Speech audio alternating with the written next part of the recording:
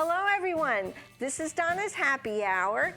Just a reminder to like, subscribe, and hit the bell so that you get future notifications of the videos, and please leave a comment. Thank you, have a great day. I have Brian St. John with me today. Brian, I want to thank you so much for joining me. Thanks for having me. You're welcome.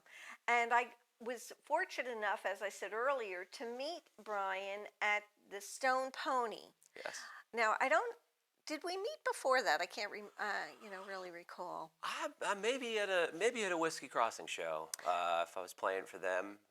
But I definitely formally introduced at Stone Pony. Yes, yeah. I have to tell you, when you play with Whiskey Crossing, you're awesome. But the band that was at the Stone Pony, that is your band?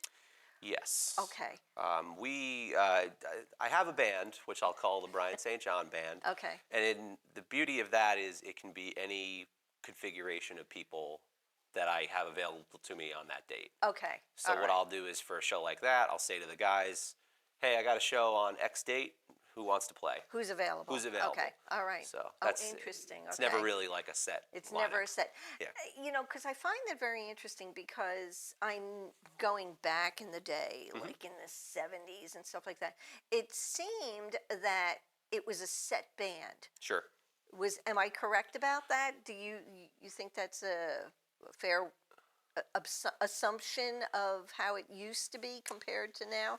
I do, because you think of these bands like, say in the 70s, like the Stones or, Led Zeppelin, or right. sure, before that in the Beatles. Right. I mean, you think of those three, 4, 5 set members, people. but I kind of take more of the approach of, say, like Boston did, where Boston was really one guy. Okay. Boston was Tom Schultz, and then he realized, for this product, after he found Brad Delp to sing everything, I need to put together a live group to be able to get what I have on a recording, a visual product that we can sell tickets to. So I kind of take more of that approach. Okay. It makes sense to me because, and the other thing that I noticed too is that there's more diversity in the sense of like, you play with Whiskey Crossing. I'm sure there was somebody else that you recently got up that I saw you with. But I noticed that a lot of these band members are playing with several different bands and things like that, which, of course, I gather you make more money that way too. If you don't have, let's say, a tour or gigs going on, why not join somebody else for a bit? Exactly. Yeah, I think part of it is definitely financial. If you're playing some of the local establishments, right? Some places want a solo artist, some places want a small band, right? Some places want you to have the full electric getup, right? So I think there's a bit of that there, right? And then personally, like I have to say, it's like combating musical boredom. Right. I want to. That's interesting. Okay. Yeah, I kind of want to do what I want to do, and luckily I know enough folks that want to play with me, or in the case, some cases I'll, jump on and be a lead guitar player when they need one. Right. So. Well, that I've seen you do, and that's amazing. Now you play electric guitar. I do. And awesome. I have to tell you, awesome. Thank you. And my husband was really impressed with you when we went to see you at the Milk Distillery because he says he's playing it like an electric guitar. And I said, yeah, and he sounds really, it's amazing when you watch people, because of course that's what I do. I go and I see a lot of bands because I want to bring entertainment onto my show. Of course. And so you see different styles, you see different, just a whole bunch of different talent, which is fantastic. I can't tell you. I get so much enjoyment out of watching people and almost like discovering, people.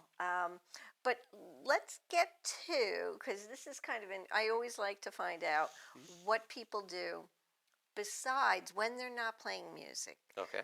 So what do you do as another job? Okay. Well, my primary occupation is I'm a high school teacher. Wow. Yeah, Okay. I teach social studies in Sussex County, New Jersey. Okay. I'm also the golf coach at the school, Oh, wow. and All I'm right. the assistant cross country coach. Wow.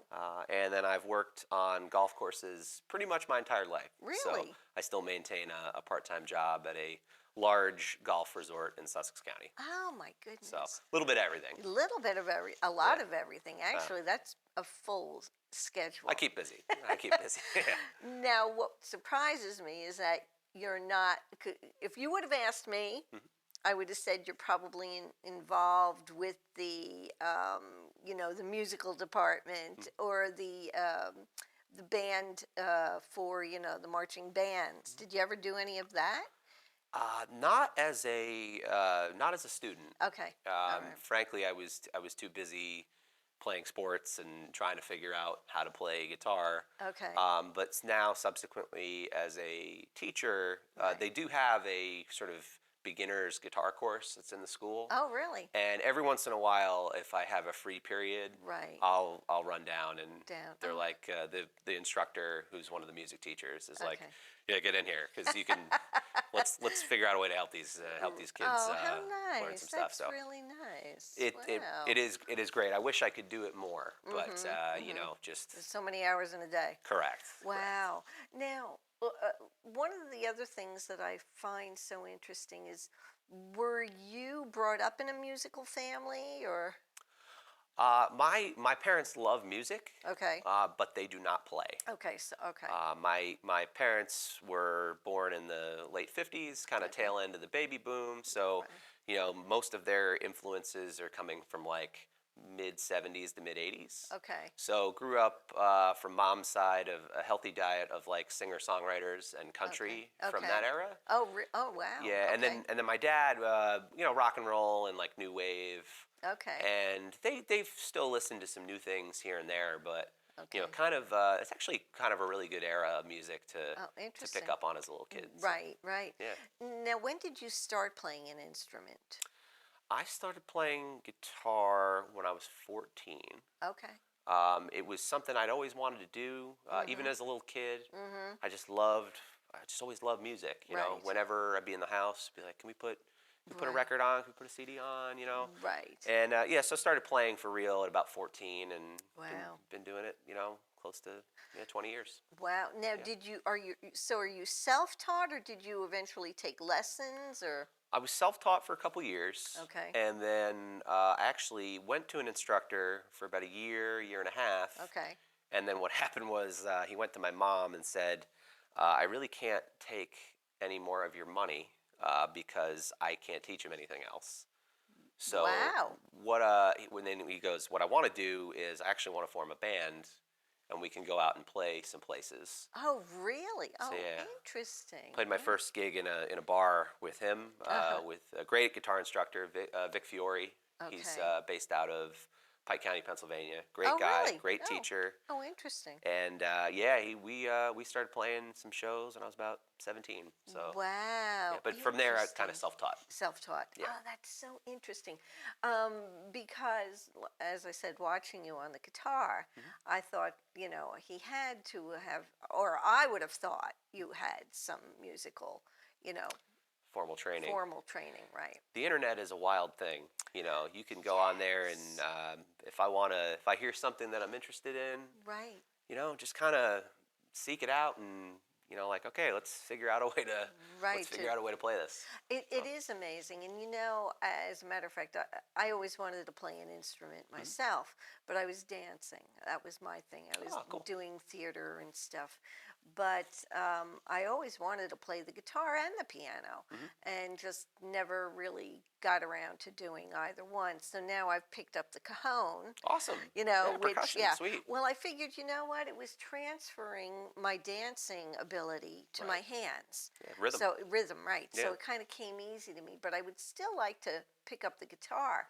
The one thing that I saw, oh, where was it? It was probably on a commercial oh, no, it was on Shark Tank. Okay. And there's this new gadget that you put on the guitar and it it trained you how to play the guitar. Oh, cool, cool, cool. It was really an awesome. I just don't remember the name of it because I keep saying, I don't have a guitar. First, I have to get a guitar. We gotta get you a guitar. Yeah, yeah, right. And then Yeah. I'd have to buy the whatever it is called. But it was really an awesome invention. It's as I said, you put it on, the neck of the guitar, Okay. and it's got like different color buttons. Oh, I see. So green would represent whatever, Yeah. and then it had a booklet. So I'm gonna Ah. guess showing, maybe Yeah. songs in it. Yeah. Chord positions. Yeah, it stuff was like really, that. yeah, it Yeah. was very interesting. So I thought, I really, at some point, I'm going to do that. I have to do it, I'll, but